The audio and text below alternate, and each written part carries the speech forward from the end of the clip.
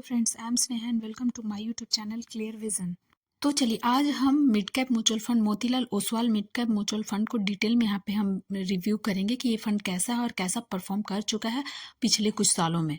तो इस फंड का फंड साइज जो है वो 22,897 रुपीज करोड़ का है, सॉरी।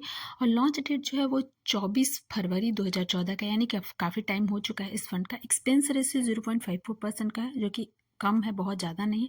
एग्जिट लोड 1% का है, अगर आप एक साल में ही अगर अपने फंड को निकालते हैं तो।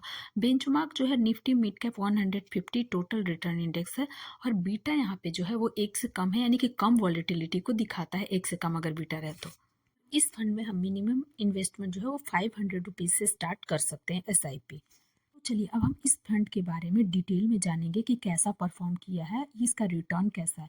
तो एक साल में ही 64.22% का रिटर्न दिया है इस फंड ने, 2 साल में 48.38% का रिटर्न, 3 साल में 36.89% का रिटर्न, 5 साल में 35.33% का रिटर्न, 10 साल में जो है वो 22.41% का रिटर्न, और सिंस इंसेप्शन में जो है वो 26.76% का रिटर्न बना के दिया है, जो कि काफ़ी शानदार ये फंड लग रहा है।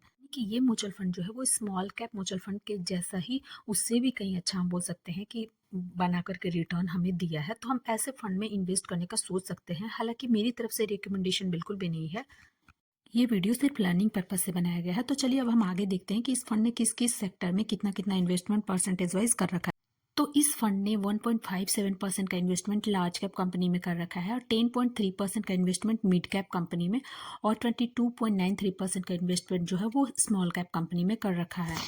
वीडियो में आगे चले उससे पहले आप लोगों से रिक्वेस्ट है कि मेरे चैनल को सब्सक्राइब करें, लाइक करें और ज़्यादा से ज़्यादा शेयर करें। तो चलिए अब हम इस कंपनी के कुछ टॉप 10 स्टॉक को हम देखेंगे कि किस किस स्टॉक में इन्वेस्ट कर रखा है इस कंपनी ने। तो इस म्यूचुअल फंड ने पहला कल्याण ज्वेलर्स इंडिया लिमिटेड में, दूसरा पॉलीकैब इंडिया लिमिटेड, तीसरा जियो फाइनेंशियल सर्विसेज लिमिटेड, चौथा कोफोर्स लिमिटेड, पांचवा जो परसिस्टेंट लिमिटेड, छठा tube investment of India limited, सातवां जो है वोल्टास लिमिटेड, आठवां बालकृष्ण इंडस्ट्रीज लिमिटेड, नौवां जोमेटो लिमिटेड, और 10वां मैक्स हेल्थ केयर इंस्टीट्यूट लिमिटेड में इन्वेस्ट कर रखा है इसका। तो अगर हम सेक्टर वाइज यहाँ पे देखें सेक्टर एलोकेशन का इस फंड का, तो हम देखते हैं कि टेक्नोलॉजी में 19.27% का इन्वेस्ट कर रखा है, सर्विसेज में 18.23% का, ऑटोमोबाइल में 16.16% का, कैपिटल गुड्स में 15.19% का, कंज्यूमर डिस्क्रिमिनेटरी में 13.27% का, और अदर्स में 17.88% का इन्वेस्टमेंट कर रखा है। मेरा अगर ये वीडियो आप लोगों को अच्छा लगा हो तो ज़्यादा से ज़्यादा शेयर करें, लाइक करें, सब्सक्राइब करें।